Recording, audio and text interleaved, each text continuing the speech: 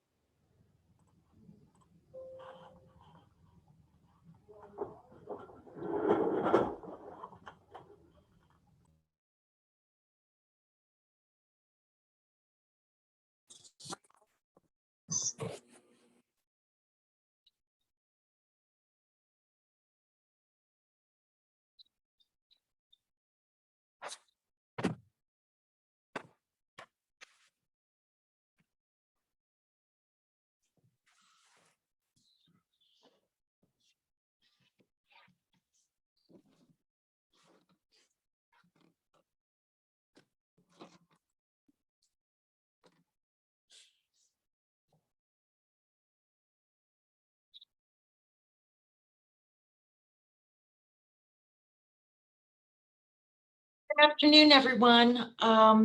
It's 3:02. I am expecting Becky today to share this meeting. So I think that we should just give it a few more minutes. Come on, I'll let you know when she's here. So thanks for your patience.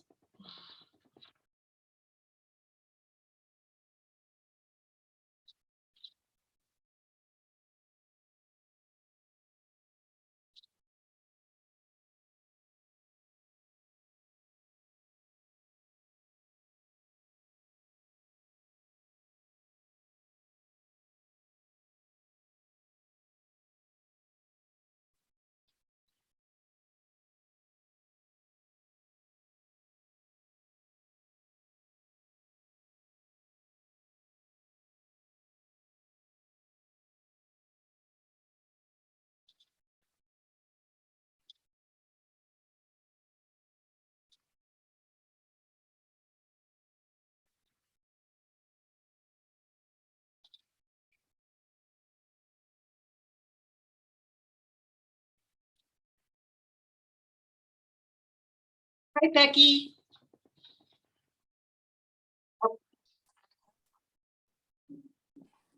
Hi, I'm here. I'm so sorry.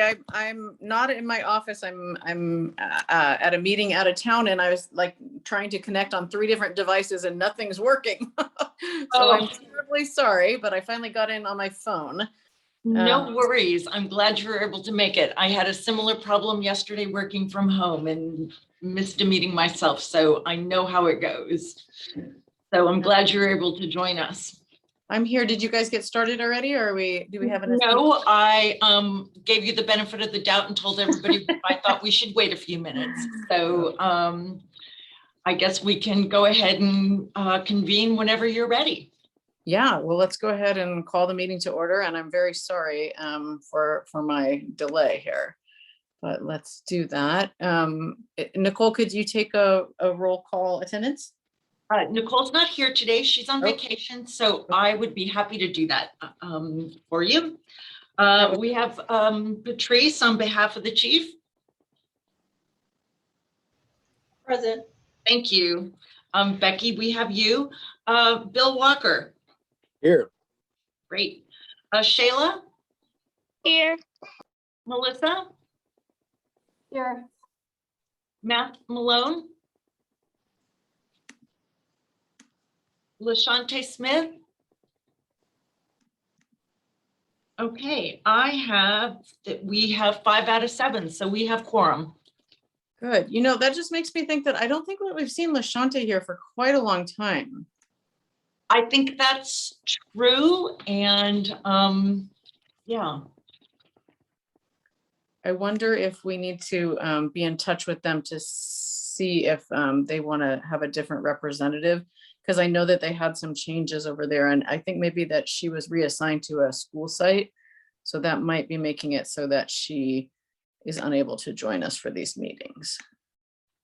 Okay, we can certainly reach out to her and see if she has somebody else that would sit in for her, or the West Contra Costa Unified School District has somebody else to put in her place. That would be great. Thank you. Is there somebody else besides her that I should email, Becky? I'm not really sure. Maybe start with her. She probably knows who the right person would. So yeah. Okay, sounds good. All right. So do we have any public comment on any item under the jurisdiction of the RJOB Data Subcommittee that's not on the agenda? I see we have several members of the public who are here. Hi, everyone. No comment, but I know most of you, and I sit on the Juvenile Justice Coordinating Council Data Subcommittee, so wanted to be able to join for the first part of today's meeting. Thanks for joining us, Jonathan. Any other public comment? I actually have an announcement. Oh, sorry. Go ahead, Patrice. Go ahead. She was on earlier. She may jump on a little bit later, but we have a new member of our ORJ team. Her name is Monique Tate. She is our new program coordinator. So she will be joining quite a few of the various committee and advisory board meetings that we staff. So when she jumps on, hopefully our mic will work by then. Please feel free to welcome her. Okay, great. And I think I saw her, she was at another meeting that we had recently, I believe. Yeah. Great. Well, welcome to you too, Patrice. I don't know if we ever officially welcomed you, so thank you for being here. I know that Denise is thankful to have a whole team of people in your office again. She was kind of a one-stop shop for a while there. And we're growing, so we're happy about that too. Yeah, I heard that. That's exciting to get some other analyst people in there. That's wonderful. Good. Anybody else?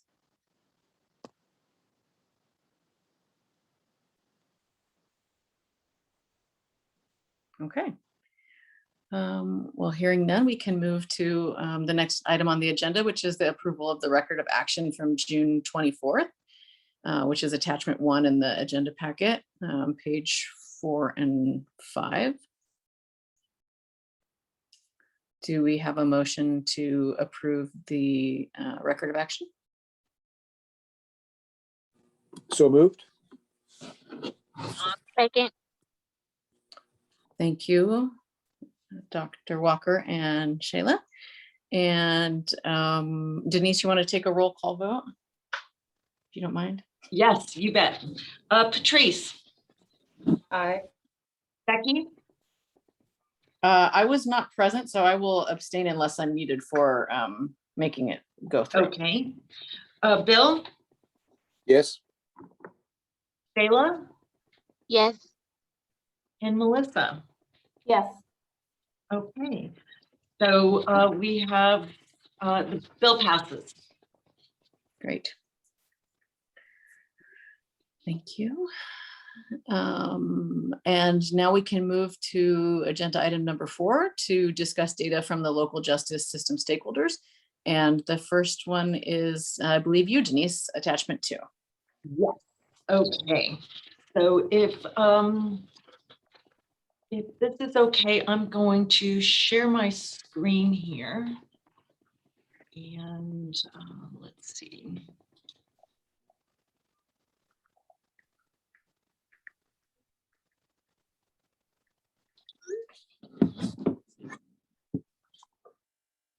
Can everybody see that?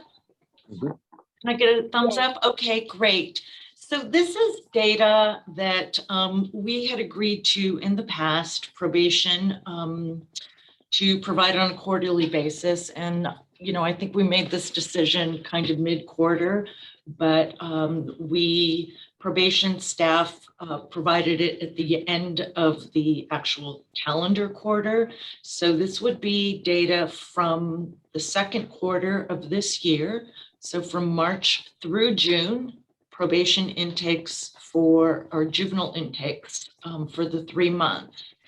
And what you'll see here in the first 2 graphics is that we had 38 youth. So just approximately 13 youth per month on average. The majority of them were of African-American descent, 20% were Latinx, 13% Anglo, and there was 1 youth of Asian background. The vast majority are males, 8 out of 10, 2 out of 10 are women, young women. And by and large, well, I don't know, the average age is probably 16-ish here. There's a wide range, 14 years old to 19, but the most frequent or the mode age is 17 years old with 20 or 12 youth coming into intake at 8 or 17, with another good proportion of youth coming in at 15. So it's really a 15 to 17 age range for the majority of youth coming in. These 2 graphics again speak to the arrest location and the arresting agency of these 38 youth. The most frequent zip code is 94553, which is the Martinez zip code. And I'm not familiar with any of the other zip codes, but pretty much these would align fairly well, I would expect, with the intake agencies. And we can see that the probation department has, the highest number of probation department or arresting agency intakes. Antioch is followed by Antioch PD and the juvenile court. This graphic represents the average number of, well, actually not the average number, but the number of offenses by the juvenile intake. And so here on the right, the major blue area reflects that 45% or just under half of youth were had one charge pending against them, and another 25% had 2 charges. So we're looking at 70%. So another third of the intakes had some combination of 3 to 5, 8 charges actually, and some other commitments for 778. The graphic reflects the results of the matter surrounding those intakes. The most frequent were pending and released, and then for 8 youth, 7 youth went to the ranch, and 6 youth were pending but remained in custody, and the other were a wide variety of different kinds of results. 3 were courtesy holds, 3 were transferred out of the community or out of the county.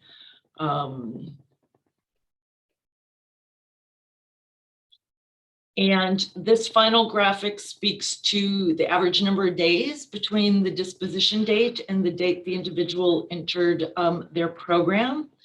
Placements here, which is the highest number of days, was 13 days. And that speaks to kind of out of custody placements, as we've learned from previous months. Average number of days to the ranch is 8, 1 day for YOTP and 2 days for home supervision. These are, and from my perspective, seem to be aligned with previous months of reporting on a monthly basis.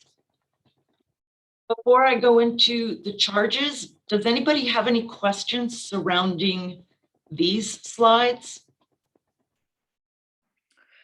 Denise, I was thinking that there were more people, but then I realized that it's a larger period of time, right?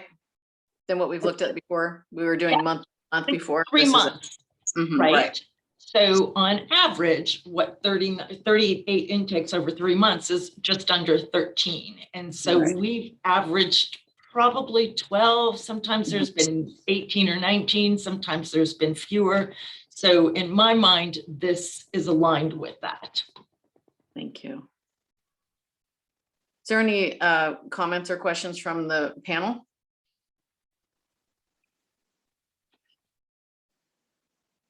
And how about from any members of the public? Anyone have any questions or comments? I just put in the chat that we have a large number of youth who are currently facing transport to DJJ, and that delay from time of disposition to transport to DJJ is usually a couple of months or longer. I think there might be as many as 8 kids at the hall right now who are awaiting transport to DJJ. Okay. And No, do I they think fall so. under the placement? Sorry, it's Melvin. There should be 7. I think 1 kid already left. Oh, okay.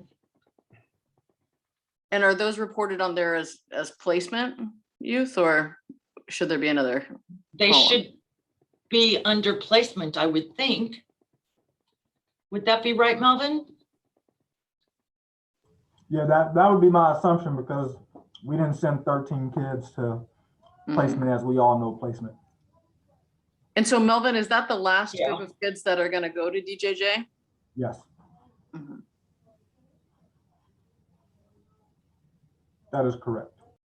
I mean, kids can still be committed if they're facing transfer until DJJ closes in July 1st of 2023.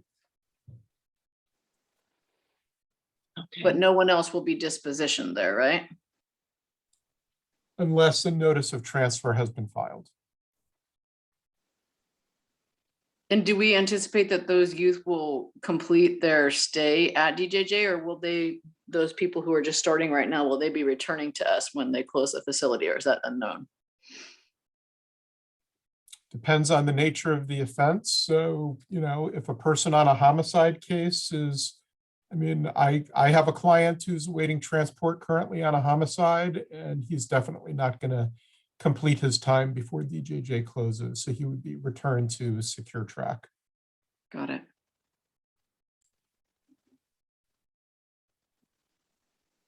Melvin, do you know how many people besides those 7 who are awaiting transport, how many youth we have who are still there or who are already there, I guess I should say, at DJJ?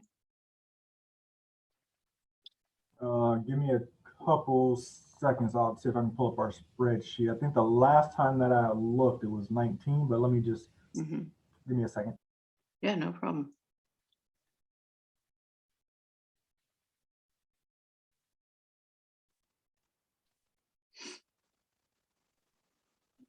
So, Denise, I really be Rebecca, Cheryl. Oh, hi, Cheryl. I'm sorry. Mm. I'm gonna stop sharing this so I No, can. no, no, see you don't have to stop sharing because I was actually looking at your presentation. I would just really be interested in knowing, and thank you for the data. It's good and it's important. I know you said you're going to get into the charges, but I guess I'm really interested in knowing a little bit more underneath the charges, because this is what we're, it's called the RJOB for a reason.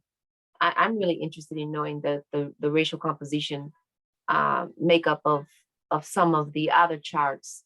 And because you have so many Black male youths that are caught up in some of these numbers, I'm interested in knowing in what are those numbers, the disposition of some of those cases, because it looks like you have some who are being detained, some who are being let go on it look like home arrest, and some who are being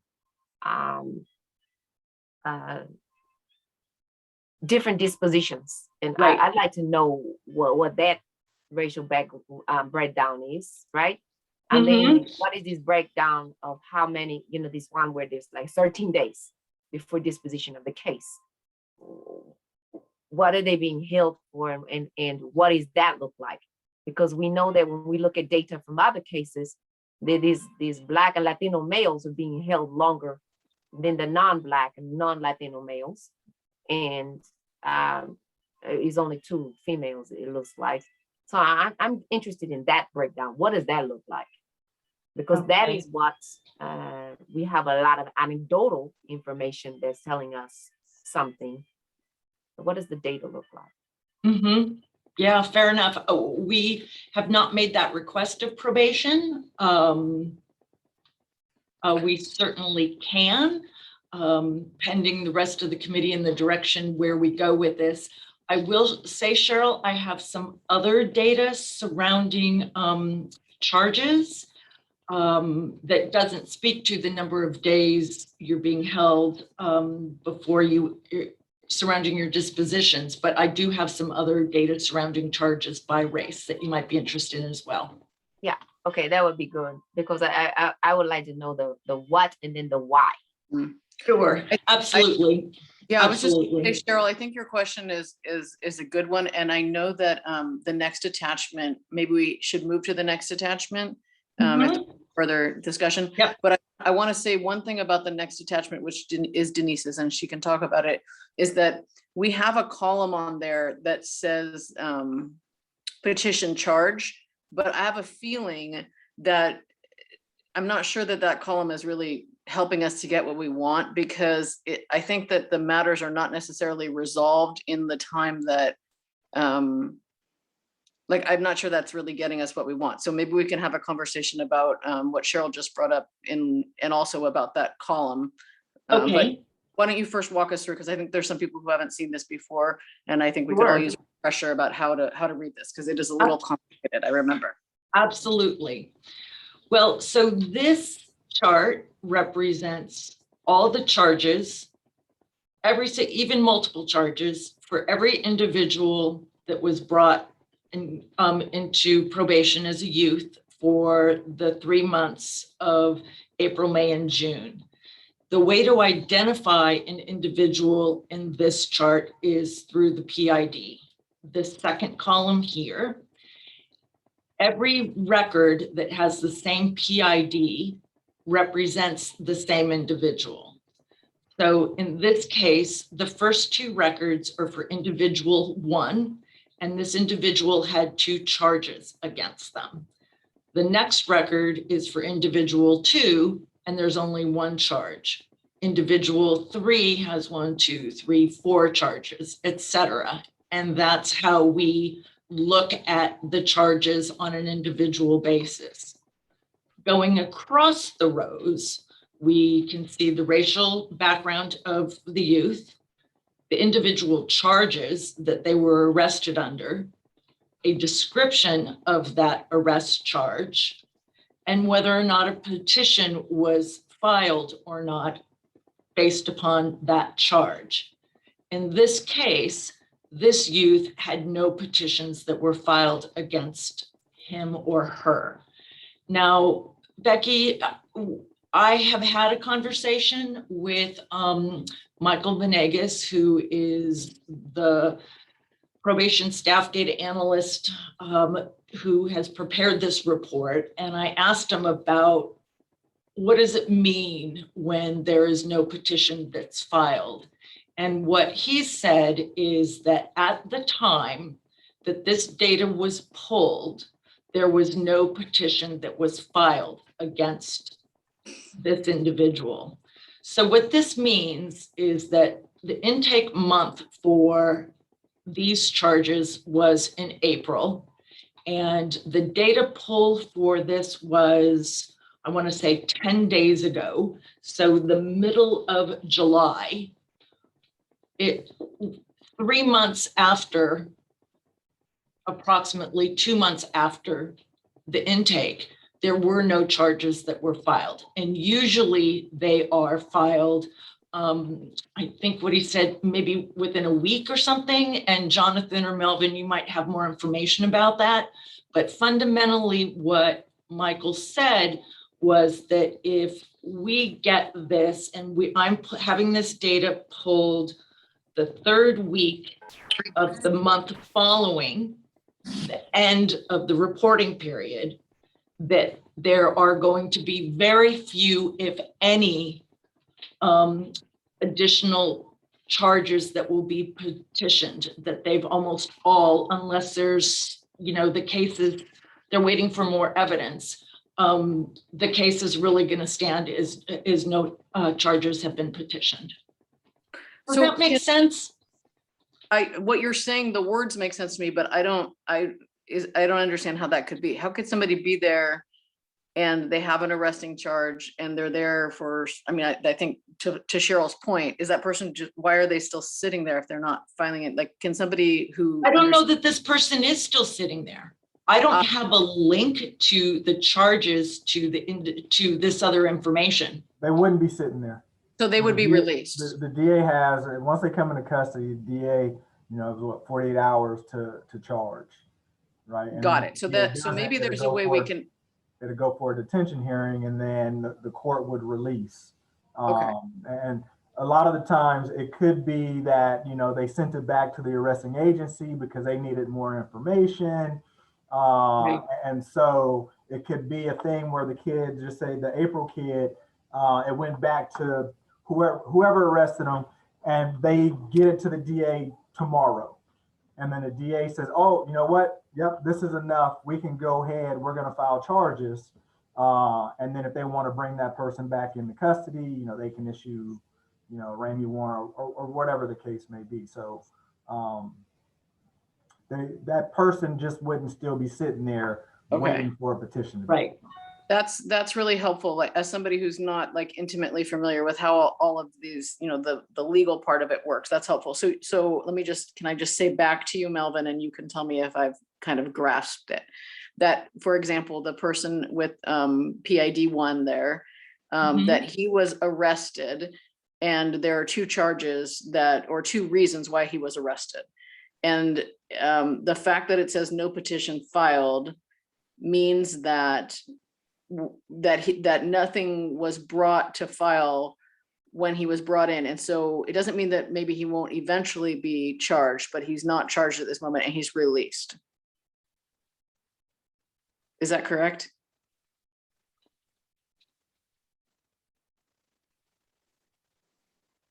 I would That is interpret correct, it sorry. that way. Is that right? Yes. Okay. Okay. I just was trying to make sure Yeah. I followed all of the different pieces. So, okay. And what I would add, Becky, this is where there's a very slim chance that additional evidence could come later. But the fact that this petition charge and description was drawn from the database, this big database that has this, 2 months after the intake, indicates that it's very unlikely that a charge will actually be filed. It can happen, but it's very unlikely. So could I understand it. Could somebody review the timeline of like how long there is between when the student is brought in and when they need to be? I know there are several different sorts of hearings. Could somebody just briefly review that? Good question. What do you mean? What? I mean, like I know that there's a time between when somebody's arrested, right? And when they have to have a hearing, is it called a detention hearing? And then Like 48 hours, yeah. So the person would come in, and the DA would have the 48 hours to file, and then it should be that third day they would then go to court, whether the charges have been filed, or we get notice that, hey, the DA calls, hey, we're not gonna file any charges or anything, and then the minor would be released. Okay, so by the third day, there's that detention hearing. Yeah. Is that what it's called, the detention hearing? Yeah, now if they're arrested on a misdemeanor, I think the time is 48 hours, Jonathan? Yeah, So that's for our felony charges, is by the third day, and a misdemeanor is. Yeah, 48 and 72, and then misdemeanor is 24, which we're not bringing any. Right, misdemeanor. doesn't really apply, right? Yeah. Necessarily.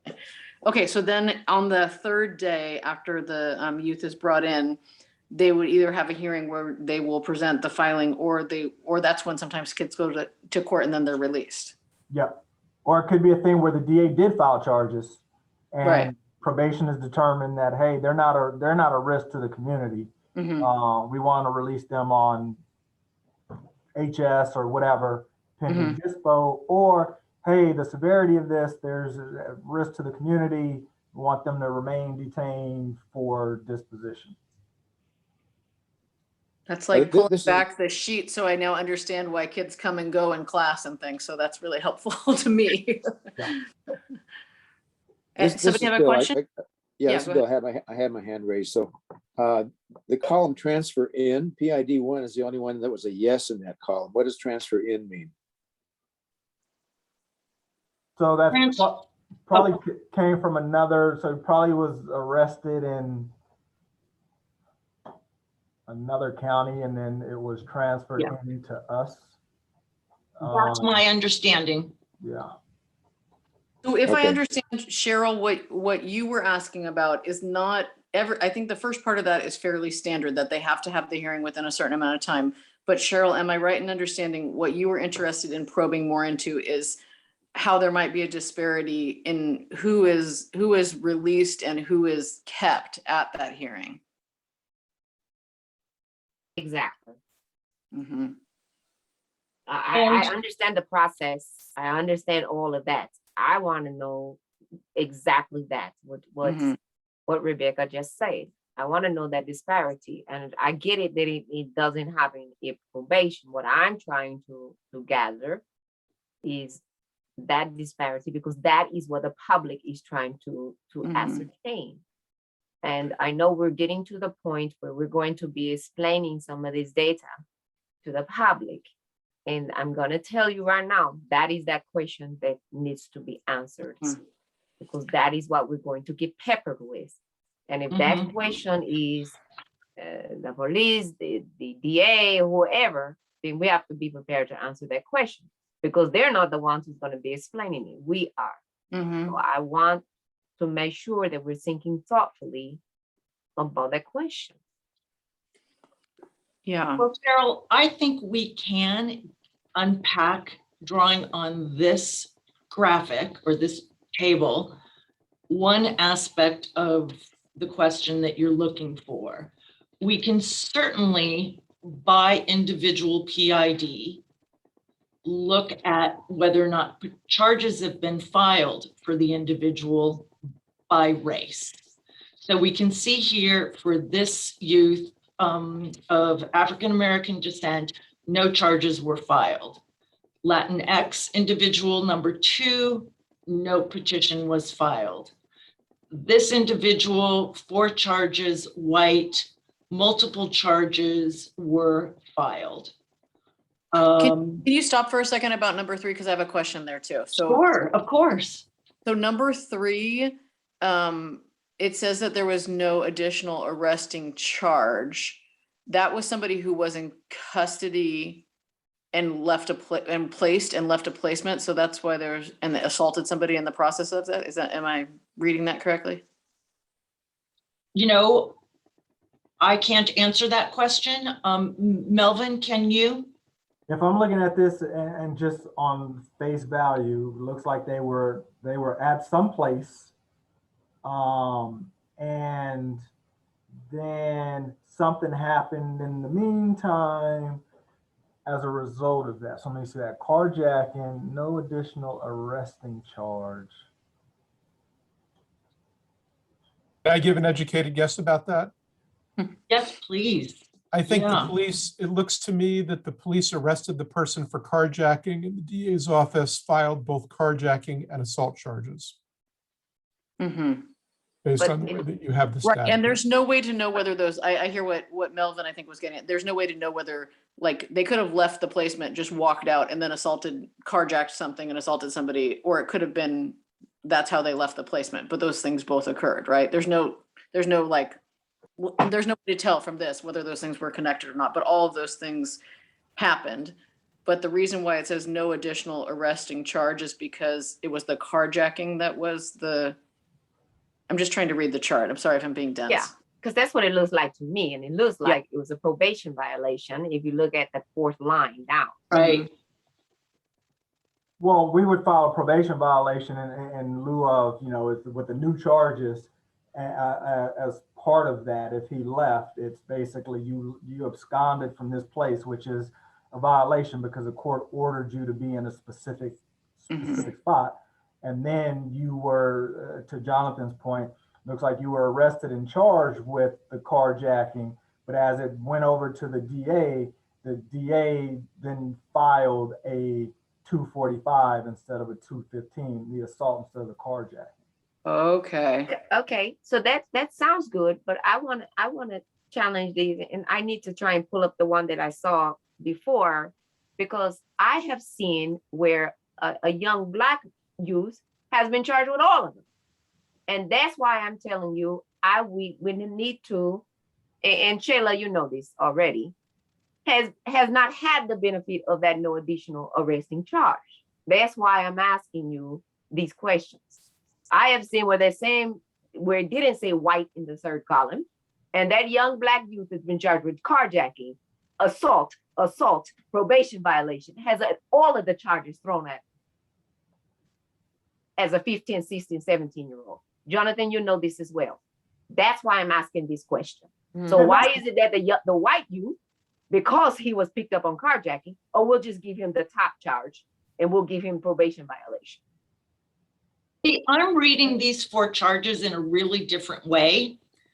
I'm reading them as this youth had a probation violation because they left their placement and without permission. After they left their placement, they carjacked somebody. The petition charge, the individual was still charged with carjacking as well as the assaults. So this No. individual got charged with all 4 things. No, it The says charges don't necessarily go in order, is, you know, of timing wise, I suspect. Denise, it says no additional charge. It says no additional charge. It says no additional arresting charge. Which that's what I'm telling you, but I've seen it where the Black youth doesn't have that. And I'm not asking them to charge the white youth. I'm just saying don't charge the Black youth either. That's my point. Right. But I Fair think, enough. I think what I don't Denise want- is trying to say is that what's in the petition description and the petition charge, that's what is actually the result of the matter, right? Yes. Yeah, And I'm not reading it that way. And I was gonna say, and to Cheryl's point, which, and I don't want to sound like a broken record, but until you get the DA's data, right, to try to figure out, hey, was there a plea agreement? Hey, Yeah. why did this person get this? Mhm. Probation data is only going to show what is being given to us. We don't know what Yeah. happened at the very front end from the police agency. You know, basically this is what they charge, but then it goes into that black hole, which is the DA's office of, hey, what happened there? So you have this, you have the white kid, you have the black kid, he has the 215, the black kid has 215, 245, and all this other stuff. Was it, hey, did the white kid have a private attorney that they were able to get a plea agreement that came up with this? Did the black kid have a public defender? I mean, there's so many other unknowns that you can't get to unless you have everyone's data. Thank you. And Yeah, so- Melvin, thank you, and Thank thank you. you, Cheryl, for bringing this up. So I just want to say that I think this conversation that we just had trying to unpack what's on here is very clear that this is not digestible to the public. If we have looked at this many, many months and we can't like quite figure out what it's saying. So what I'm hearing from this is that even though Denise has all of this data, the thing that we're not getting from this that we need to request directly from the DA is information about the number of I don't know the words, but the number of like potential petitions versus the number of petitions filed, maybe. Somebody who knows more about this, tell me what it is that we want to actually request from them. Jonathan, you would know. Wow, what's the words we want to use? Yeah. Because I want to know what's the disposition of the cases, Mhm. especially by race, that's going to help us see this gap. Right. Well, so this particular question, I think that's being discussed now is the issue of, is there an exacerbation of racial and ethnic disparities at the DA, with the DA filing decision? So Yes. for a universe of people arrested for offense X, are Yes. there disparities in how the district attorney is charging those people based on race and ethnicity? A totally separate question, which we have not remotely talked about yet, is are dispositional outcomes for people with the same Yeah. set of charges on their petitions, how do disposition outcomes differ? And that is certainly, in my opinion, an area where you're going to see really significant exacerbation of disparities. Okay, this is so Yes. helpful, Yes. John. So I Yes. think the two things there that I'm hearing from you is what I heard you say is there an exacerbation of disparity in the DA filing decisions? That's part one, and that could be requested directly from the DA. The second part, is there a disparity in like what, because we have, Jonathan, I don't know if you were here before, but Denise has run a sort of matrix, what is that thing called, Denise? Oh, a decision point matrix. And Point matrix and looking at the disparity at different points, but we didn't have that particular data. That's not one of the ones we looked at, right, Denise? But we have looked at that. actually, I think we have that data. Okay. From the DOJ, because the DOJ reports But it's not fresh, right? arrests, Is that the one that is? charges, and petitions.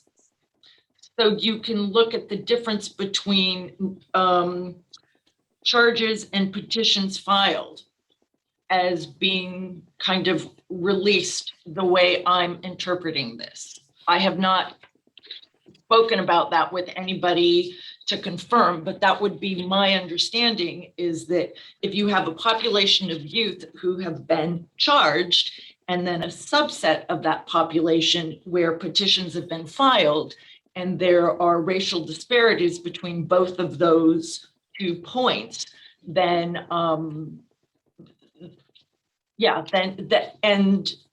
and they're the same across both. That is not an introduction of a racial disparity. That is just continuity of one, if that makes sense. But I think the thing that's a little tricky there is that it might be kind of masking the way in which things are characterized, though, right? Well, what it's not by is by specific charge. Mhm. It's collective, right? It might be by offense type, and I haven't gotten into the weeds in that level of data from DOJ yet, but it could be by offense type as to whether or not petitions are filed or not, but not specific charges like the one that Cheryl's bringing to our attention. Mhm. Well, and also like how, as Cheryl pointed out, like how they characterize the incident too. That's not controlled for that, because it's that the starting point is whatever they're reporting. So there's something. Yeah, exactly. We don't have, well, I think we get the arrest charge and the petition charge. Okay. So- How about, my other question is, how fresh is the data that you have for that? For what, DOJ? Mhm. It's through 2019 right now. Okay, so I'm still waiting to hear on 2020 data. I'm wondering, I mean, that's helpful for studying the past, but it's not helpful for studying the present, right? Because that's changed since 2019. Well, I'm expecting it at any time now that they're going to let us know that there's been a release of public domain data. I mean, I was told that it would be June or July, and so here we are, you know, the end of July, and it wouldn't surprise me if it's going to be right around the corner. I think from my perspective, the DOJ data continues to be a very good, strong source of data, primarily because it's consistently collected. Yes, it can be up to 6 months delayed, but given, you know, consistency of data collection, our ability to do it, it is a very good source of data to work with. Now, you know, it would still be very good to get data from the DA to supplement our DOJ data, even our probation data, as Melvin's talking about. This would be really nice to know. We'll never answer that question that Cheryl brought forward without that deeper dive in the data. That will not come from DOJ. Thank you for that clarification. So I guess the question to the panel is what I understand what Cheryl was suggesting, and Melvin was, I believe, also suggesting, is that if we want to be able to report out to the public, as we are charged with doing, in a clear fashion about potential disparities in both the filing decisions and also the dispositional outcomes, that the only way to capture that would be to make a direct request from the DA to report out maybe quarterly, like probation is doing here, in a composite way, potentially, right? To say like this many of this, I mean, or they could do it in a more detailed way, I suppose. So I'm trying to make sure I'm understanding what does that sound like something that we want to do? And am I capturing the right words for what was suggested? Becky, I think it can't be in a composite way, because what Cheryl is speaking to, and Cheryl, I don't want to speak for you, so if I have this off, please, interrupt me. But my understanding was that, here's this white youth and these no additional arresting charges were brought. And does the same level of detail play out for a comparable youth who is Black? And we can't tell that without the individual level data by charge. So aggregate data, which is what we get from the DOJ, can give us some of that upfront evidence that is, sort of sets the stage, but it doesn't, it won't get this level of detail. Jonathan, I see your hand is up. So I just wanted to say that when we're talking about the filing decision, on the juvenile side, it's a very different question from the adult side, because it's not just the DA's office that makes decisions about filing, right? So misdemeanor cases get referred to probation first, and probation decides if they're going to refer cases to the DA's office for filing. And we also have had discussions, about how the DA juvenile supervisor would like all referrals to go to probation first. So this picture about potential disparities, if a person is arrested for X, what gets filed Y, there's a very significant middle piece there about what happens with those cases. And as I think everybody on this call is aware, probation has currently a number of tools that include closing cases at intake after speaking with the family, doing probation, informal probation, and some other things before charges are filed. So that's a whole piece that does not exist on the adult side, where disparities can arise as well. And is Jonathan, that, oh, sorry. I just wanted to add that it's very possible that that pathway is available in the JCPSS data for juveniles. I have not been able to get into that data, just by nature of time constraints and bandwidth. But I do recall that there's factors in that data set that speak to what you're talking about. So we may be able to unpack it there without making a request of the DA. I'm just not sure yet.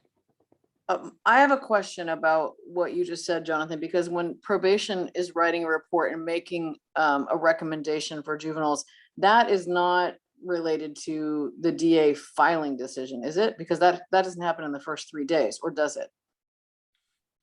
Well, it's different for in custody and out of custody youth. So if a youth is arrested and brought to juvenile hall, the DA is going to be notified and will have to make a filing decision. But if a youth is cited and referred to probation for a misdemeanor, for example, the DA is not going to be aware of that case unless that case is referred to the DA's office by probation for filing or for restorative justice or something like that. So, as some of you know, one of the things we're trying to address with the new Youth Early Intervention Partnership is how can we reduce disparities in the pre-filing phase? And just to, we're talking about putting this into language that the community might understand.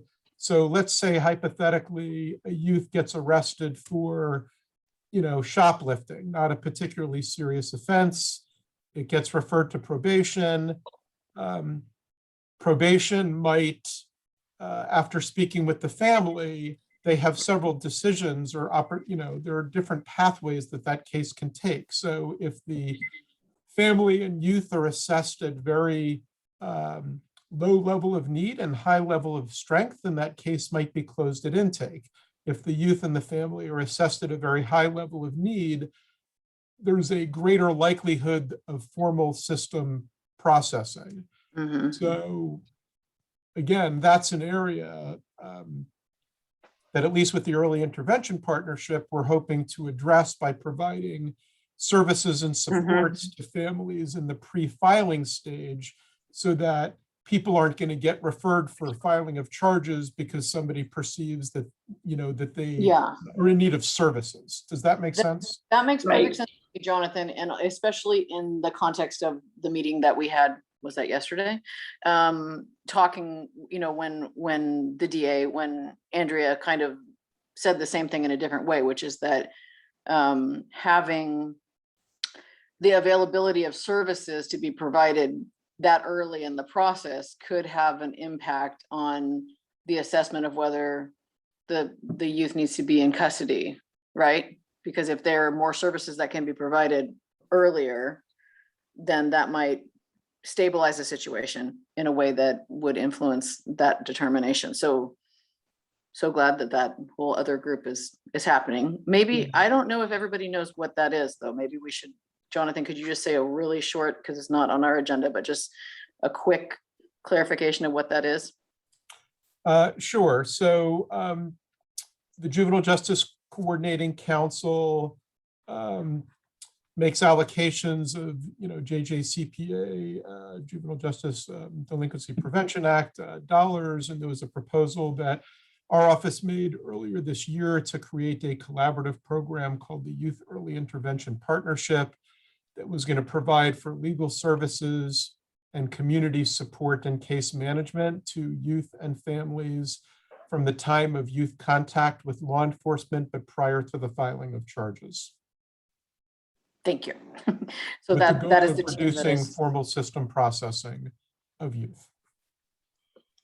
So I just want to say, first of all, I want to say, Cheryl, thank you so much, Ms. Cheryl, for bringing up this issue, because I do think that we have, been focusing on a lot more like kind of like demographic data about who is incarcerated, but the actual lever point, of course, is more about how these decisions are being made. So I appreciate you, Ms. Cheryl, to recenter our conversation about that. So I just want to say that. And I want to see if anybody has any further questions or comments about this item before we move along on our agenda. The only thing I would like to add is that in addition to petitions that are filed or charges that are filed as a potential point where you may find some disparities, but then there's also the arresting charges as well. So at the point of arrest, there may be some discrepancies or disparities there. So I think those are 2 points to be very cognizant of. Thank you. Okay, should we move to the next attachment, which is the attachments 4, page 19 and 20? That's me again. Oh, I think it's attachment 3, isn't it? Oh, okay. Have we not? There's one more. Sorry. Yeah, there's one more here.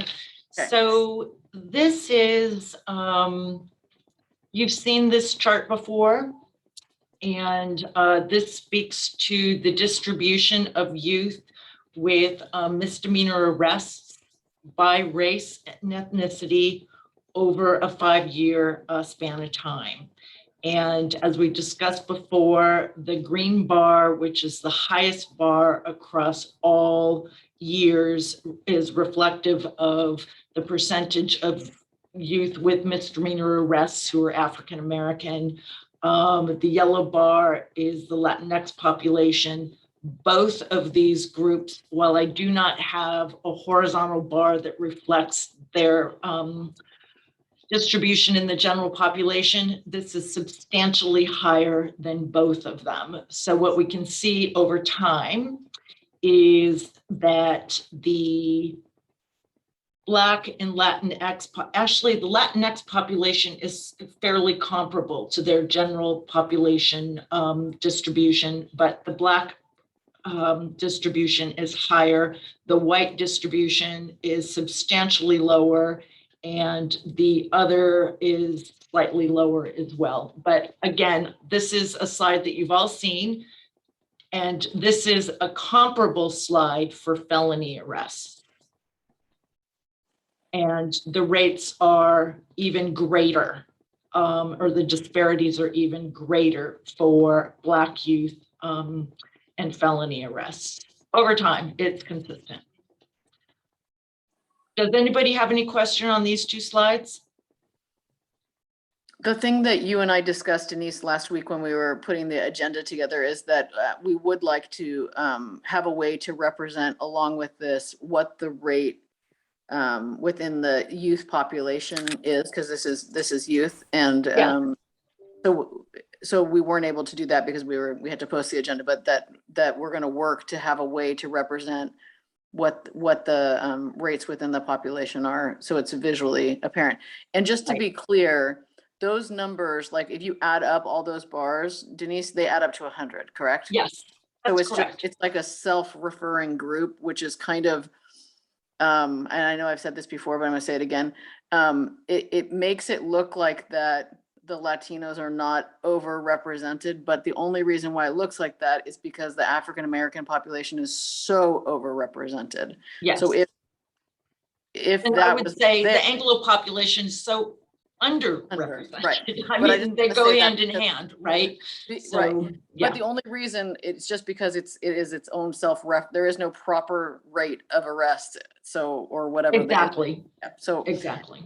it doesn't mean everything is great with the Latino arrest and all of that, so. Right, ideally, they would all be zero, right? Right. Yeah.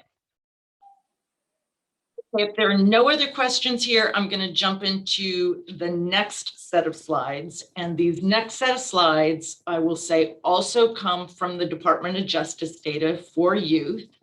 And this, these graphics speak to Christopher's comments in our meeting last month, where we discussed, a comment about, do we have enough data?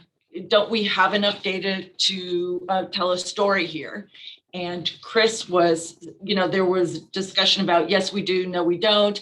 And then Chris said, well, I think we really need to see data breakdown by offense types, not just, felonies, but details on the offense types so that we can, further understand the story. And so this data is readily available on DOJ, and I was very quickly able to pull this together. I did it for 2 years of 2018 and 19, and looked at, I looked at the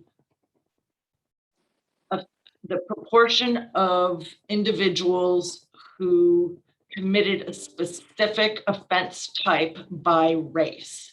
So again, each of these categories by violent property, drug offense, felony sex offense, and all other is going to equal 100. And what I will say over here on my left column, I think of this as a percentage, and I will change it for public presentation when we get there, but this represents the same thing as this does. It's just the decimal point hasn't been moved over. So fundamentally, in this slide, what we can see is that Black youth are more often arrested for violent and property offenses than any other racial ethnic group that we're tracking for violent and property. Latinx youth are substantially more likely to be arrested for drug and sex offenses than any other racial and ethnic group that we were tracking. Both of those groups, the Black and the Latinx populations, are more likely to have a conviction of some other type. And I'm not quite sure what all other means, but for these four, there's a clear disparity and different disparities based upon the offense types. So that's for 2018. Can When you somebody look- give me, I'm sorry, Jenny, can Go somebody, ahead. what is an example of a felony property offense?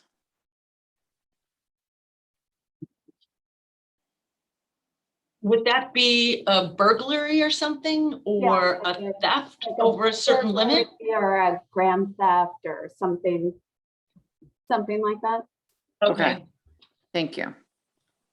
And it's typically over a threshold dollar amount, is that right? Like $1,000 or something? Yes, that's correct. Okay.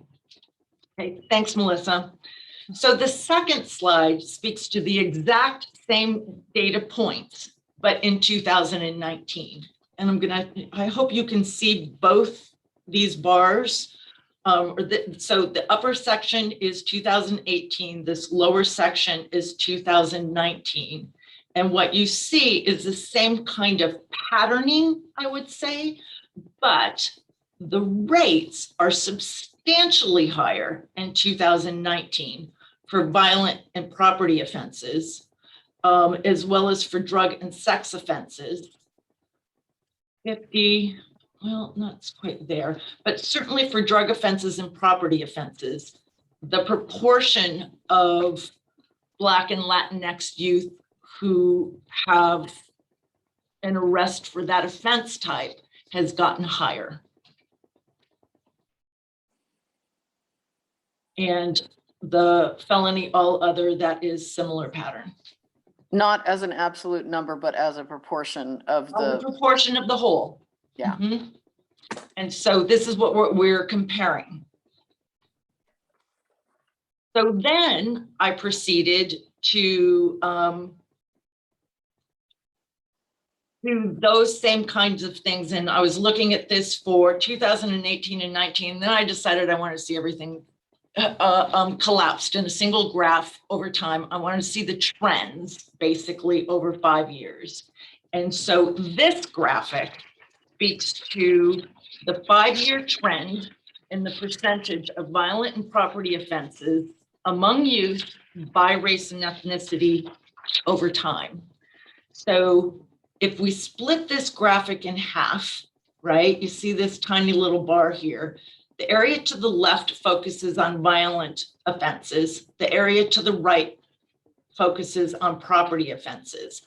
I want you to put the area to the right aside for now and just look at the violent offenses here. Over time, this pattern with Black youth being arrested for violent offenses, it's really strong. Very few, there's this 1 year, 2018, where Latinx youth came, not even, it's still 15 percentage points lower. There's a big disparity here for violent offenses. If we then look over on the right-hand side at the property offenses, you see the exact same pattern and very high across all 5 years, across all racial groups. None of the racial groups come even close to the proportion of the Black kids in our community who were arrested for violent crimes or property crimes, either one of them. and this is not even adjusted for their population, right? This is just an absolute number of, Well, there is no adjustment for I mean, I could put the lines in here horizontally about what their general population level is in the community, but here we go. In 2018, the lowest is probably 45% or 43%. And we know that, well, I'm pretty confident that African-American youth are not that high in the general population of youth in it's about 9 or our 10%. county. Yeah, it's a lot lower than that. So this is 4 to 5 times higher than their proportion in the population. And this is even higher. Mhm.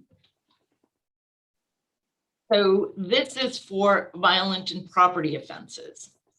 Now here, similar slide, but for drug and sex offenses. Again, here is the bar. To the left are drug offenses. To the right are sex offenses. And if we look just at the graphs on the left here, there's a little bit of bouncing around going on here, which is probably normal. But we can generally see that the Latinx population is getting picked up and arrested for drug offenses consistently more so than other racial groups across all years. And it really particularly spiked in 2019.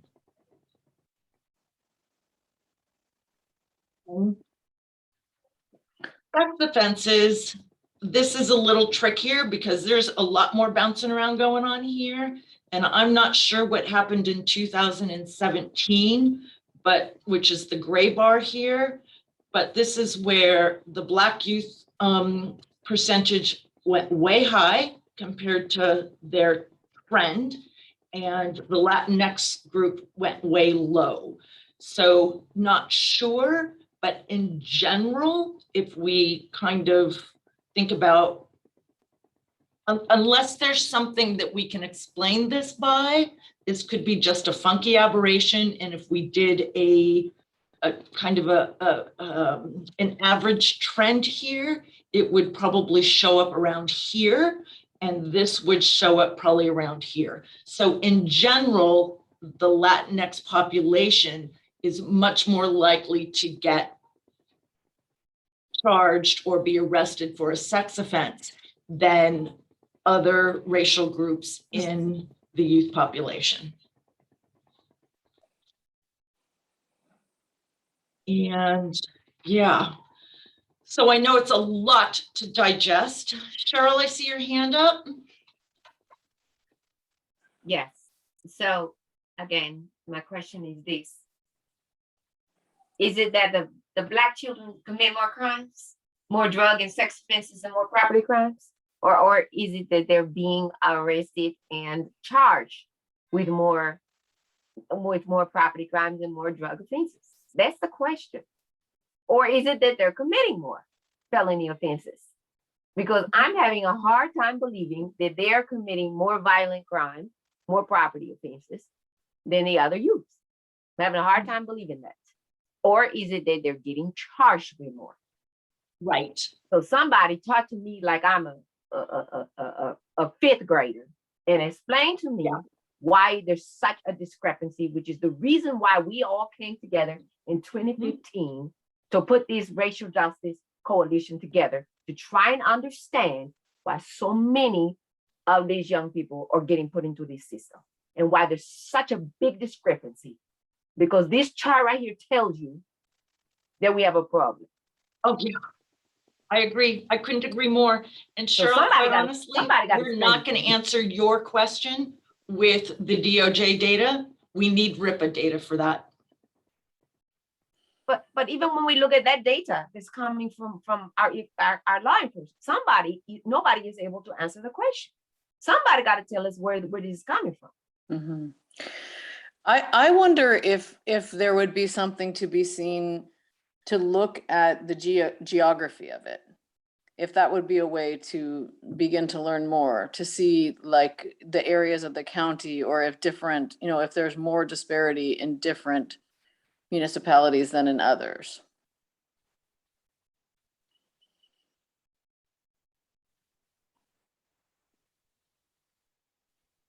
Just to try to unpack and know more about what Right. what Yeah, I Cheryl's. think that's a good question. That's a good start. Mhm. Because, as we're all aware, the level and the amount of police contact that happens in different parts of the county is very different.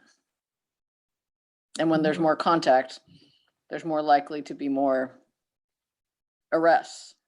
Right. And for example, it's legal to drink wine and beer in the park in Moraga, apparently, but not anywhere else in the county. So it's Yeah. not really funny, but I was amazed to see that on the park sign that wine and beer are allowed there. I don't know why in that community it's okay to drink wine and beer in the park, but everywhere else that's an opportunity for the police to get in your business.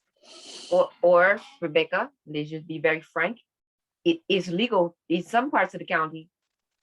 It is a little more legal to be Black youth than it is in other parts of the county. Mm-hmm. Let's just be honest. Yeah. In some parts of the county, the browner your skin, the less legal it is. Mm-hmm. Yeah. Mm-hmm. On the agree. books or off the books. Yeah. So Well, is I there, may is there a be way able- to, yeah. Oh, is- go ahead. No, I was just gonna ask Denise, I think you're going the same direction. Is there a way to look at any of that? Maybe particularly the violent and the, I don't know, I mean, there's something in all of them. But to Well, look, we're not more- going to get it out of DOJ data. And Mhm. so because we can't get it out of DOJ data, it is going to be a much heavier lift for me because it would likely come out of the JCPSS data. And I don't have basically basically the authority to do that at this point for the R job, and to focus my energies and a good deal of it for this task. So that so- data that you drew that from doesn't show anything about the zip code of the arrest? No, nope, no. Yeah, it's pretty limited. It gives us some broad strokes, but it doesn't give us that level of detail. And I'm not even sure if I have a zip code or a region of the county for the JCPSS. I have an arresting agency, but that doesn't tell me everything. So an arresting agency doesn't necessarily tell me, where the event occurred either. So I can report back next month on what we have a little bit more. We can look at that again. I think I reported out the data structures for those 4 data sets that we have, but I have not linked them yet, and I just don't have the bandwidth for it. Melissa? I'm sorry to interrupt. Can you tell me what the JCPSS data is? Maybe it's JJCPS data. It's the juvenile justice data that the counties report to the DOJ. Okay, thank you. So it's comparable, I think, to the separate adult data, but probation is able to link to that data directly and download it at will, but not the adult data. And it has a broad range of different factors and attributes attached to it. So did you not get the data structure? Maybe we sent that out before you joined the committee. I'm happy to send it to you. That would be great. Thank you. Okay. Any other comments or questions about this particular attachment that Denise just shared? I think we're going to talk about it a little bit later, right? Because it's part of item. Right. Six. The next one, right. Okay. So any public comment about this section of the conversation? I can't see people's hands, Denise, I'm sorry, but That's okay, no worries. I've got my eyes open for them, and right now I don't see anybody with a hand up. Great. Okay, so should we move to the next attachment, which is the Yours. yep, page Would 19. you like me to share it, or would you like to? I would very much like you to do it because I'm on my iPad. My computer was not cooperating. Got it. Let me pull it up here. Okay. Okay. This So- is May. Okay, great. So this is just the data that we have been collecting from the school department for the students in that should match in some regard the intakes that were reported for those months, and reporting about the percentage of students who have an IEP or 504 plan And then also the English fluency of the students as is determined by the school, which is based upon some English proficiency tests. So of note, I don't know, it's been a while since I've said this, so I'll say it again. If there is kind of like a regular rate of identification of students with special education needs, what is considered to be an average rate is 11 to 12%. And so you can see that there is a very large disparity, that 3 times as many students in our school have been identified for special education needs as in a generally accepted average density there. And then in this case, there's also 9% of the students who also, which is only 1 because the numbers are pretty low, who have a 504 plan as well, bringing the total to over half of the students who came in May have, identified disabilities or special needs for which they have already had previously developed a plan to address them in the educational setting. And then in terms of the English language fluency, we had 2 students who were brought in who were considered to be English language learners still, 8 who came from monolingual English families, and then 1 who came from a home where they speak another language at home, but was initially determined to be fluent in English when they were tested in the beginning. Next slide. Then the same information for June. And for June, you see that we had 2 students with an IEP and 1 with a 504 out of 10. So 30% of the students had a plan there. And 2 students who were considered to be English language learners, 7 who were English only, and 1 who similarly was reclassified when they were initially assessed. So that's those demographics. Any questions or comments about that information?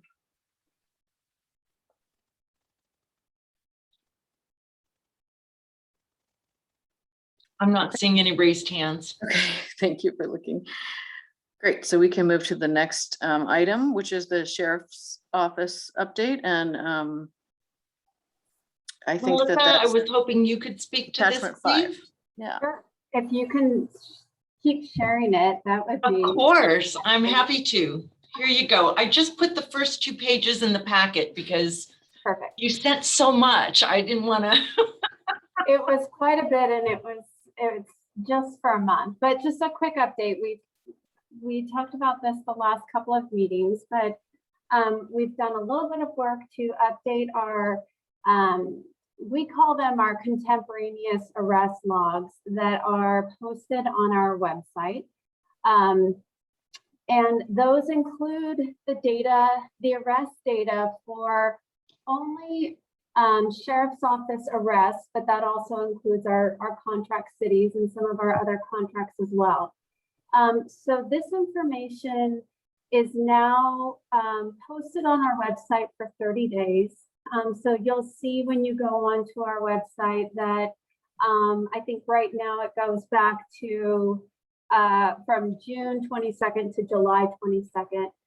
We've also increased the generation of the report or the data. It occurs 4 times a day, and that was to try to capture some folks that come in and are released within a very short period of time, because our report was only being generated once per day. So individuals that were arrested, booked, and released within that 24 period of time just would not show up on that report. There is the information at the top just indicates some penal codes prohibit us from releasing arrest locations, mostly sexual assault and domestic violence crimes and 5150 cases, or cases involving 5150s.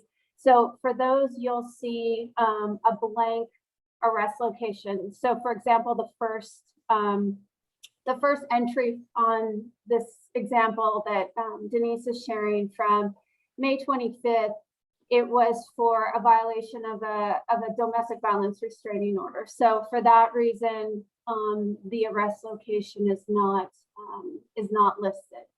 Otherwise, arrest locations are listed in terms of block areas. So instead of a specific, a house address of 85, it might be within the 100 block of, or the, I don't know, actually, I used a terrible example. If the house address would say 115 Main Street, it would say the 100 block of Main Street. As far as the release date and the release type, I'm just thinking based on the conversations on the juvenile data, that information is posted only if it was available to us during that 30-day period. So for example, in what you can see on the screen there, the first individual was booked on May 25th and released on May 27th with no charges filed by the district attorney's office. Similar to juveniles, adults, with adults in custody, the DA's office has 48 hours to file those charges or else they are released from custody. They can go back and file misdemeanor charges for up to 1 year and felony charges for up to 3 years while the person is outside of custody. Other cases like the second entry on May 25th shows an on-view vehicle theft, and that person was released with a citation. Now, things are still very different right now with COVID. So prior to COVID, a vehicle theft would not be a site releasable offense. It would generally be somebody would be booked into custody, but with changes in bail schedules that were implemented for COVID, you'll see some differences in release types than what was done prior to COVID. And those were based on emergency bail schedules that were going by, that were distributed for the state. Let's see if I can mention anything else. The one thing I did want to note, and we added a sentence at the beginning of the report that says the information in this report is generated from arrest documentation. That mostly refers to descriptors of the individuals. Like, for example, the race that's listed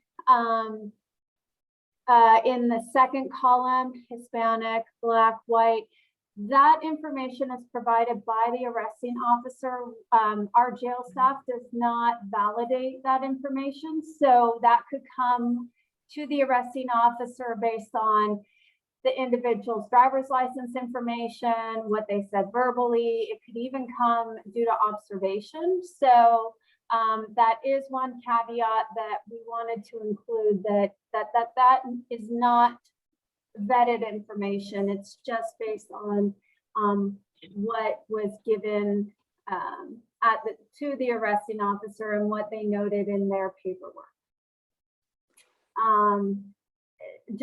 One other thought I had, just based on the discussion earlier with the juvenile data, is with the juvenile data, there was information about what petitions were filed or what dispositions of the case are. Though that information is really going to have to come from the district attorney's office or the courts. We do keep track of how someone was released. You'll see bail bond or citation or release with no charges filed, but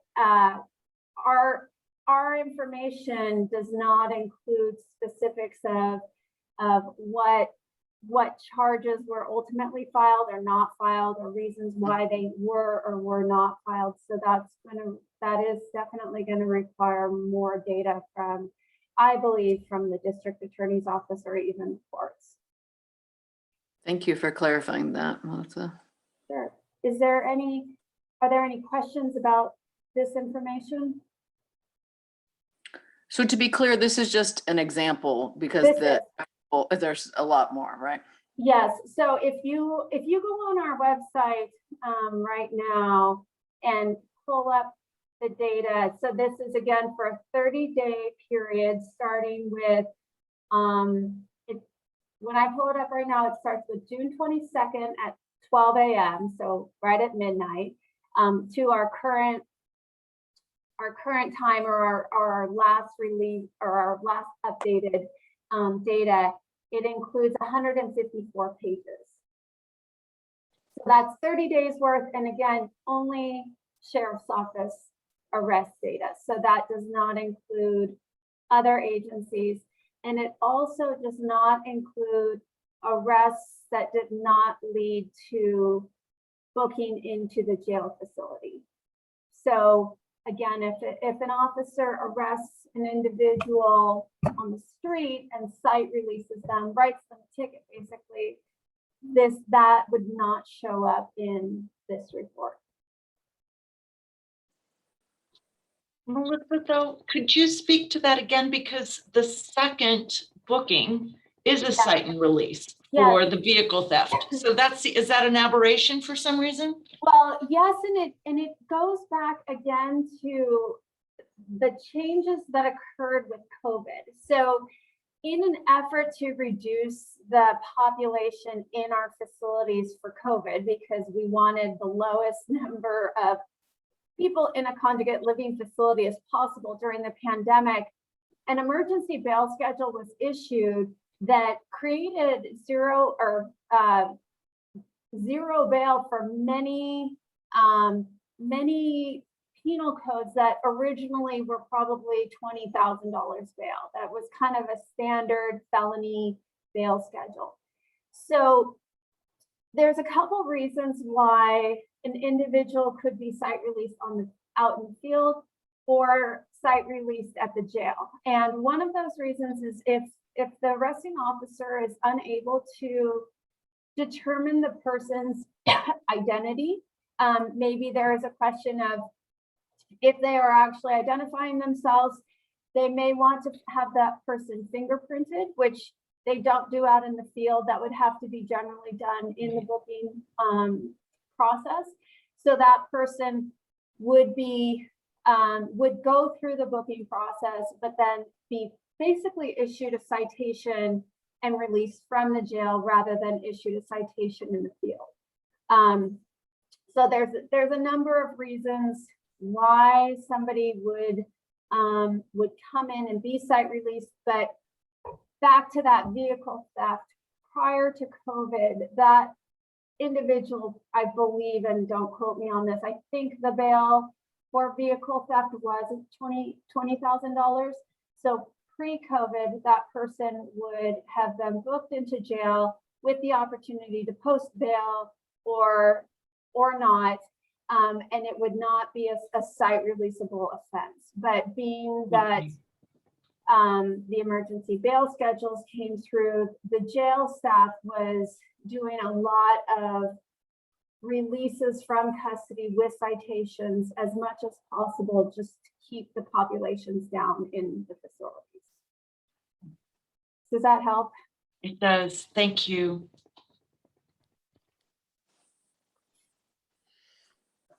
Becky, I have a consciousness that we're at 4:30 right now, and we still have several things on the agenda. We might not get through it all. So I think we'll be okay, but I appreciate your time checking in. But let's move to the next item unless there's any public comment. Any public comment or questions? Okay, so item number 5, update with the presentation about the upcoming mayor's conference meeting. And Patrice, this one has your name next to it.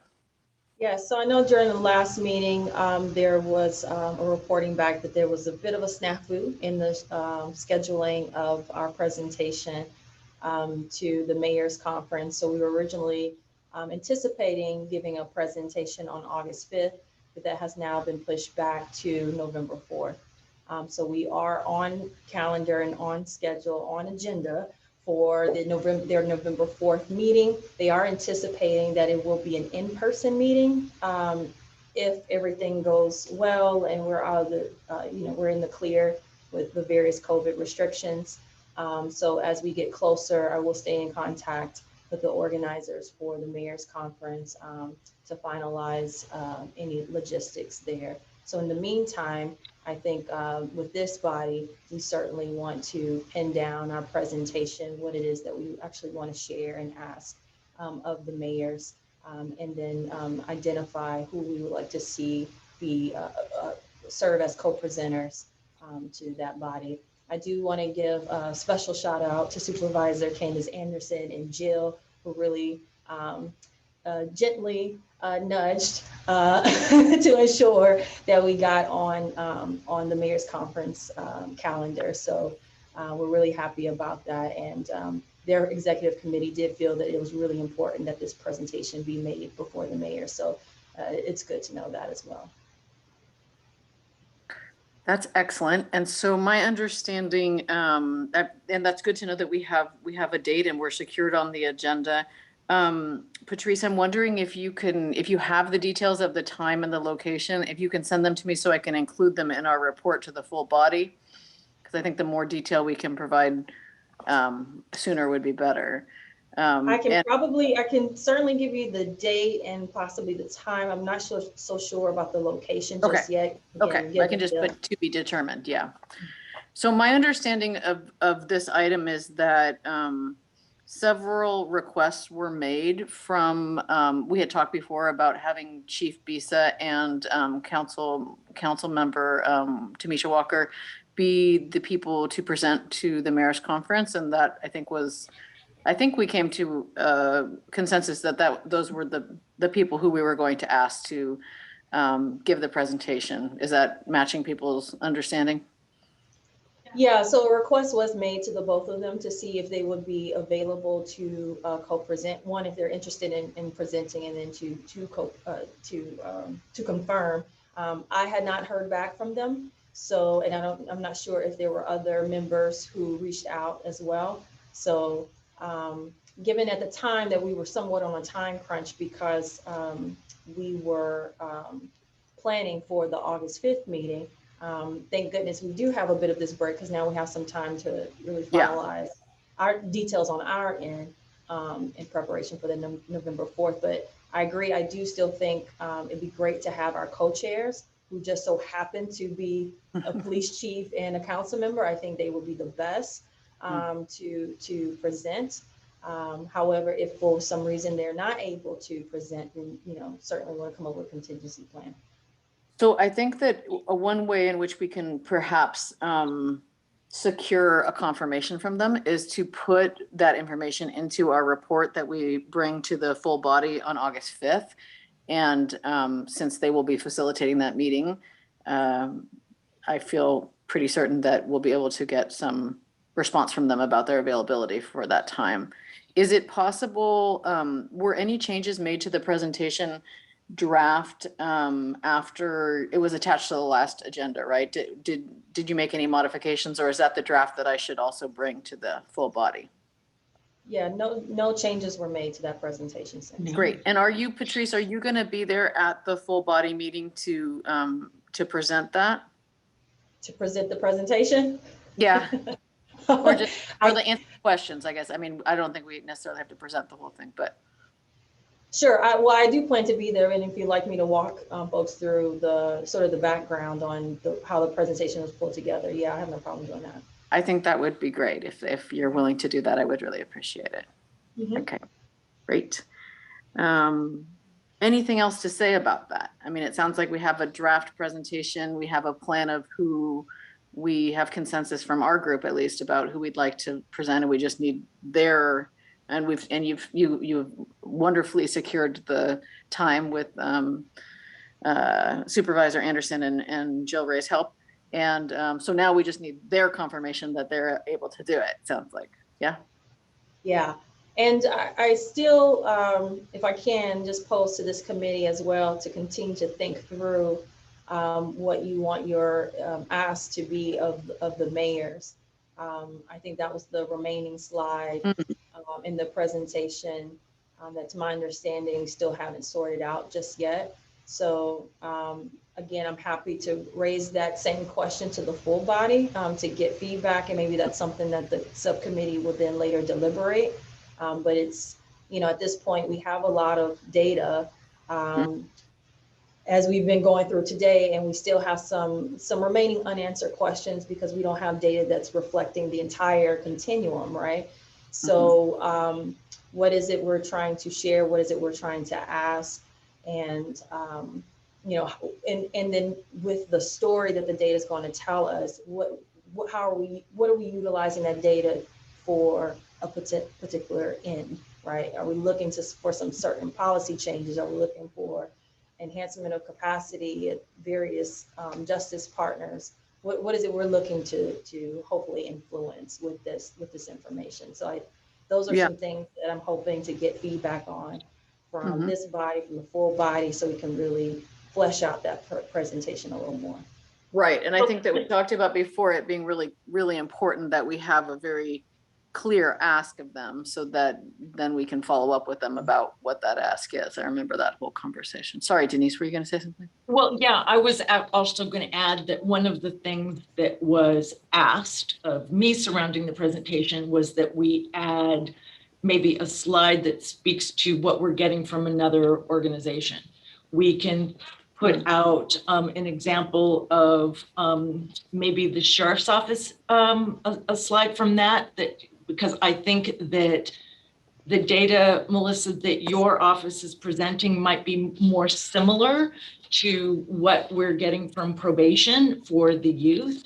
So if we use that as an example and asked police chiefs to, for example, could you give us something like this? That might be a clean, straightforward way, while also showing that we have collaboration.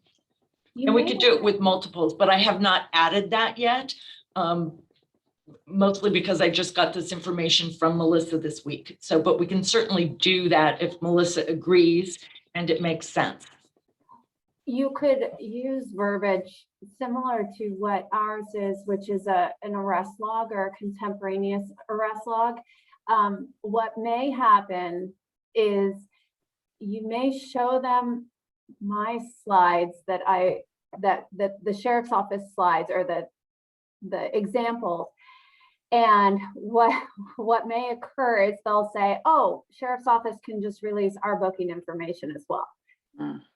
I'm not sure how that will play out, it may happen. But you know what, I think if you were to say, you can certainly use that as an example and maybe use some verbiage about arrest logs, because agencies do maintain contemporaneous arrest logs, probably in some form of a digital format. It used to be handwritten, or paper logs. And it might be worth, I have not looked, so I don't know the answer. They may even have them on their website. So something like that,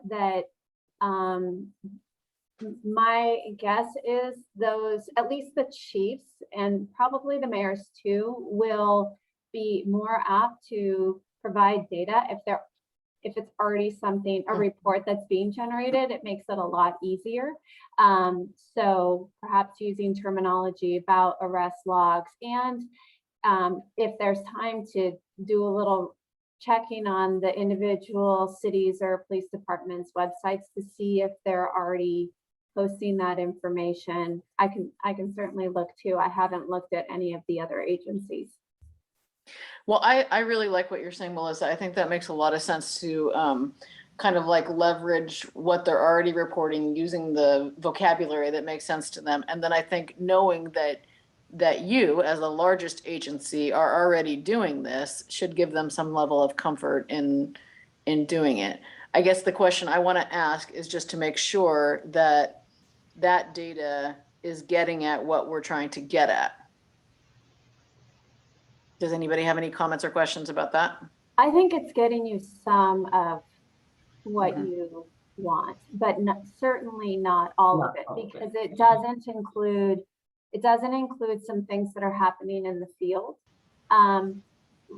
RIPA data, and to a point that Denise made earlier, RIPA data does provide information about police contacts in the field, but it's also specific only to self-initiated contacts of the officers.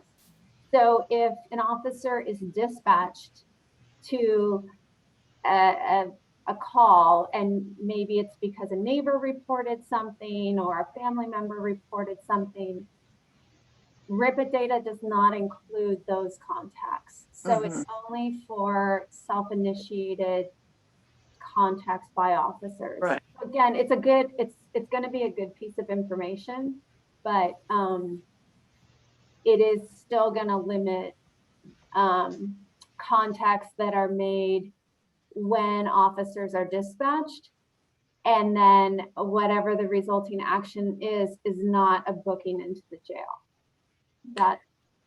But I think the thinking, if I remember correctly, the thinking behind that is that because every LEA is mandated to respond to calls, that the reason why it doesn't include that is because those are mandated. And so that data that is self-initiated would get at when there is a decision point about, right? Am I remembering that correctly?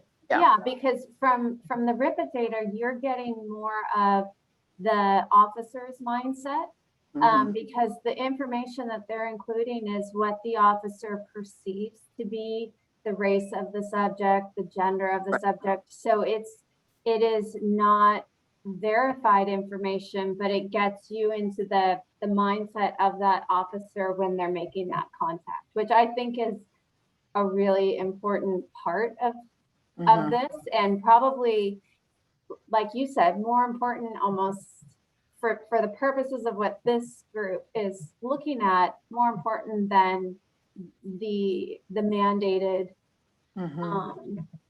incidents. Great. Well, I think that gives us a lot of structure around what the ask is, and I appreciate, Melissa, you sharing your data, and I appreciate you helping us to shape that ask in a way that hopefully they'll find it more palatable. Sure. Yeah. Any other comments or questions about the mayor's conference presentation? I just want to acknowledge that Jill did clarify some more details for the mayor's conference that Clayton, the city of Clayton, will be hosting for the November 4th meeting, and it will be held at 6:30 p.m.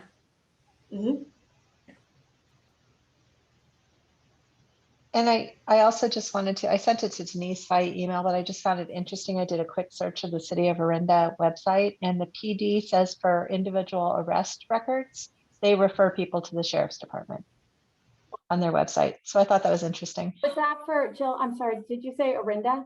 Yes. Yes. So Orinda is one of our contract cities. So that data is included in the report. So Orinda, Lafayette, and Danville are our contract cities. So that's included in our report.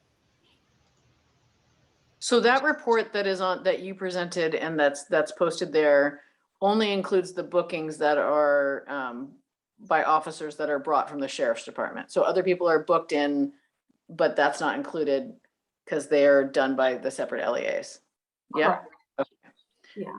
Thank you for that clarification. I see that Cheryl has her hands up. I can see Cheryl and I see a hand. So I think it's really important that for those of us who are in public office, I mean, we are the ones who are required to be in person, but the governor has required that we offer an option for the public to participate in these things still on Zoom. So I think that at the meeting, when we talk about Ms. Patrice, this mayor's conference is going to likely be in person. That we also advise that there will likely be an option for people to participate on Zoom. And I think that you may want to make sure that Ms. Visa and Ms. Tamisha know that as well, because I'm going to tell you right now, they're getting to Clayton at 6:30 on a weekday, Thursday. It's not gonna Mhm. happen, especially for Miss Visa, who's coming from Richmond. Because I've tried that before, trying to get to that mayor's conference from our side of the county by 6 o'clock or 6:30. And buena suerte is all I can say. And they start on time. They start that conference on time. So I think that needs to be a consideration that's brought forth when you're asking the two presenters. So, and that's exactly my question, Ms. Shayla. So she put it in there. I think you may want to read Shayla's question. I can't see the chat. Can somebody who can see the chat? Yeah, She's asking when we discuss alternatives. Oh, I'm sorry. Was Shayla speaking? Yeah, I was just gonna ask it. Yeah, it's Tamisha or available on that specific day. Will we have on the agenda to discuss alternatives so that folks can be prepared, or how that process is going to work? Are we going to nominate someone or just ask if someone's available? I think it's a good question, Sheila. And my understanding, what I was thinking is that when we bring it to the full body, that if they say that they are not available, I mean, I'm hoping that they can give us a confirmation that they are. That's the hopeful outcome. But if for some reason they are not, then I was thinking that it would be appropriate for the full body to have that conversation, as opposed to us, because I think we already made our choice. And if they don't like that, then.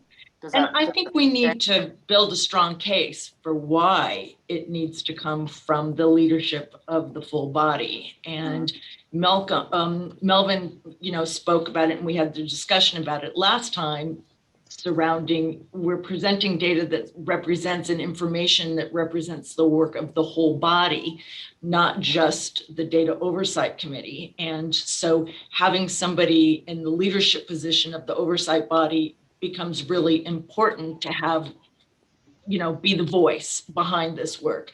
And Becky, I would also just throw out there, I know that this already, but I think it's important for the report as well as presentation to the oversight body that our committee did not, we prepared this presentation in only to make their life easier. We did not mean to drive the agenda. As presenters, I'm happy to send them the document and they can modify it in any way that makes sense to them and their style and approach. And especially as Cheryl pointed out last month, they may have a more passionate, way of speaking about this, and their slides may look very different. So I just wanted to make that part of our talking points for the oversight body or the full body. Cheryl, again, I see your hand up, or is this still from last time? No, I'm gonna just say after what Shayla just said, if you want your argument to have some teeth in it, they're both coming from Richmond. Safe Return is in Richmond. Chief French is in Richmond. So if you want your argument to have some teeth to it, to make it more appealing, because I agree with Sir Melvin that they are the chairs, and that it is nicer to have the chairs speak. But I will say that to ask him to try and play Mario Andretti to get to Clayton at 6:30 is not very appealing, right? So you may want to have an alternative to having them either appear in person to try to be there by 6:30, and maybe have as an alternative that they can appear on Zoom, or I don't know. I'm just saying you may want to try and make this more appealable to the both of them than trying to get them to come to Clayton in person as the secondary backup. And then if they still can't make it, then like Shayla said, discuss an alternative. But I would say put on the table being able to appear via remote. Yes, I wrote that down, and I'll include that in the report when I bring it to the full body. Well, and that's all still contingent on how they're going to run their own meeting. So If it will be in person, we can certainly put in the ask for some accommodations. If not, we then should look at potential other presenters if the two of them can't make it in person, and if the organizers can't accommodate a Zoom opportunity. So we'll try our best to, work things out in the best interest of everyone, and just come up with the appropriate contingency plans if we can't have Tamisha and or Chief French available. Okay, I am mindful of the time, and Denise is warning. Oh, Becky, I see Melvin. Go ahead, Melvin. Nothing about the conference. I just wanted to say thank you to Melissa. I know I've been trying to beat the drum of, hey, we need other folks' data. And so Melissa, thank you for sticking with it and being able to get the sheriff's data. And so hopefully, we can continue to move that train down the line. So I just wanted to just say thank you. Yeah, no, I agree. I think I think we can provide part of it, but to really get a good look, we're going to need a lot more, certainly. Yeah. And But it's a great start. Can I say thank you, Melissa, for also recognizing or sharing that some of the police departments might actually post their arrest logs. I just went to 2 different agencies. I saw the City of Antioch list their logs online. However, they do not include race. Okay. And it's kind of tricky here. I'm on the City of Pittsburgh's as well. It looks like they have some data that's released. Walnut Creek is the same, Patrice. Yeah. Okay. Okay. No data, no identification of race on the arrest logs. But that might not be a terribly difficult task to add.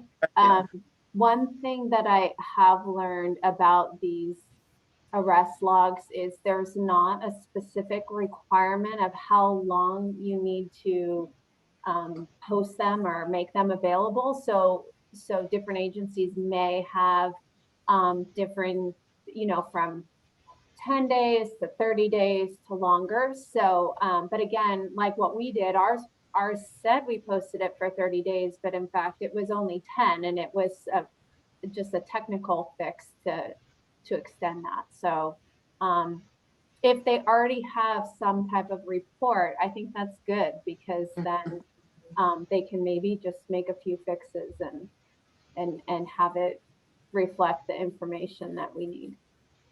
Good sleuthing, Patrice. I mean, since you mentioned, I said, well, let me just check here. Let's just do a little gander. Okay, so we do have, is there any public comment about the mayor's conference? Anyone else want to ask a question or make a comment? Okay, so seeing none, we'll move to topic 6, which is to discuss the joint community listening session with the community engagement. What does the F stand for? Community engagement. Fund and funding, community engagement and funding, I believe. Subcommittee. About the data for that. And so I see that my name is next to this, and there is also a vote. And what the attachment number 3 that we already reviewed, the one that has the, I believe, is it 6 pages or six tables? I can't remember which way it is. Yeah, it's 3 pages with 6 tables that are reflected of the youth disparities. And Becky, if you don't mind, I'll just fill in here, please, yes. because what I was suggesting with this and where we're headed with this is we talked about kind of having at least our first community listening session to be high level overview of what's going on, and then we can do a deeper dive on the next community listening session, but that the first one would basically present 12 slides, basically comparable slides for adults and for the juveniles, and they would basically be reflective of the slides in attachment 3 for the juveniles. You've seen the high level slides for the adults previously. I have not yet pulled together the slides from the DOJ data for the adults, but that's a fairly easy lift and I can do that. And so that's what I would suggest. That's 12 slides. That's a lot of data for a community to wrap their head around. And then it can be a great segue to some of these other questions that come from the community, and also a place to discuss, well, where are we going to put this data from the standpoint of the slides? But that's what I would suggest. And then Patrice and I also had a discussion surrounding, well, what might this listening session look like? You know, I'm happy to present the data unless somebody else wants to do it. I'm happy to be there as a backup. I'm also happy to be a part of a panel to just speak about the data, but have other people surrounding from the standpoint of doing an introduction and speaking to how we got here, and then following up with discussion questions after the data is presented. So those are just some ideas that came forward. So really the outstanding questions are, the votes are, do we want to present these particular 12 slides in our first community listening session? And with the addition of the population data, right? We are going to find a way to. Yes, I'm going to put that, and that's the other thing I meant to thank Jonathan again, is Jonathan sent out a juvenile justice report from the state of California that has the current link to where we can get youth population data for every county in the state. And I have not been able to find that. So I will actually have that data from, I think, 2020. So I will make sure that that goes on all of the slides. So what is the vote that we're bringing to support the idea of having that attachment and the similar adult one be the content, and have, I think what we discussed before was potentially having the chair of the CEF subcommittee and me as the chair of the data subcommittee be the people to facilitate the engagement part of it, and that you would be there to present on the data and answer questions about the data. Is that what we're potentially voting on? That's kind of what I'm arguing, but I think it really needs to be open for discussion. Yeah, absolutely. And to be quite honest with you, I don't think action really needs to be taken on this. It's just a matter of coordination for the sake of the listening session. And then it also, you know, that also, whatever's being discussed here may need to be brought back to CEF exactly. as well. So yeah. So I think if we have action being taken here to be perceived as this is the way it should be, without considering right. CEF. Yeah, but I could bring it to, and when we go to the full body, I could bring it as our recommendation if the committee members support that idea. So does anybody have any questions or comments about that idea?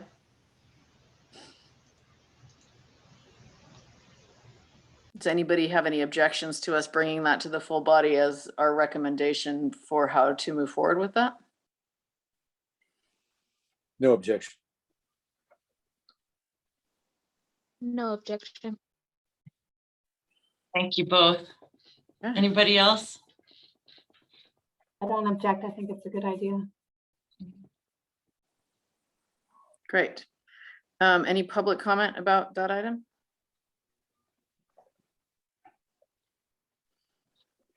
It is 5 o'clock. We only have 2 more items, and I think pretty quick here. So number 7, discuss the notion of data sufficiency and next steps. I think that we quickly had said that, you know, we checked in and that we do have data about pretty much every point there, with the exception, I think, of the things that were brought up earlier that I took notes about in terms of getting information from the district attorney about the DA filing decisions and also the disposition outcome, so that we can look at that. Does that match everybody's understanding? Yes. Yes. Okay. And then any public comment about that? And then in terms of the discussion of the updates for the full body meeting, which is the last item there, I just basically have been taking notes as we've been talking along, and I think it's everything that, you know, I'm just going to update about what we've discussed in the last meetings and give our recommendation for, you know, the draft proposal for the mayor's conference and try to get clarification about who's going to present that, as well as to talk about the community engagement sessions and what we talked about that. And our data ask for the DA that we have just developed today. And I think that's about it. Anything else that people want to make sure that gets communicated? Becky, one question that I am wondering about, do we want to share these 12 graphs with the full body before we do a community? Sure, we can. Just we can- more as FYI? Yeah, that could be, I mean, I was thinking to break it into like really those different things. So talk about the data sufficiency, the ask that we still have outstanding, talk about the community engagement sessions, and then have the attachment for that, and then talk about the mayor's conference and have an attachment for that. So Okay, that would match so- what I was. Perfect. So that just means I need to get the other adult data from DOJ early next week, so it gets into the agenda packet. Great. Oh, yes, that's coming up, isn't it? It is, it's Friday, so yeah, we'll be talking. Okay. Sounds good. Well, I really want to just give everybody, I'm so appreciative of everybody's engagement for this meeting. I know it's a lot to talk about, and everybody on here has other jobs and other things that they're doing. So I really appreciate everyone being present and engaged for the whole meeting. And I do feel like we're making some progress, and I really appreciate the feedback and the constructive ideas about how we can do our job better. So thank you to everybody. And any final public comment or comment from the body? Hearing none, we can adjourn the meeting at 5:03. That's a little bit of a miracle, I think. Yeah. Becky, thank you, guys. everyone. Thank you. Have a good Thank evening. you, everyone. Last talk. Bye. Bye.